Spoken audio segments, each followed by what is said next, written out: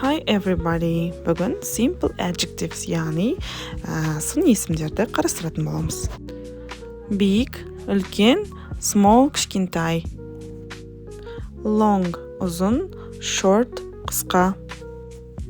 Good, жақсы, bad, жаман. Cold, суық, hot, ыстық.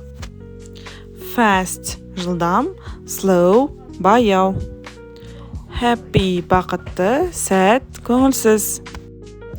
Ағылшын тілінде сөз тіркесі қазақ тіліндегідей сын есімге зат есімнің келуі арқылы жасалады. Мысалы, a big house, үлкен үй, a long street, ұзын көше, a happy day, бақытты күн деген сияқты. Сөз тіркесінің алдына немесе en деген сияқты артикльді қоюды ұмытпаймыз.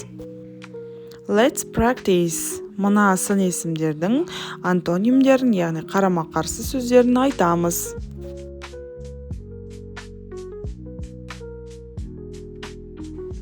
That's all. Great job.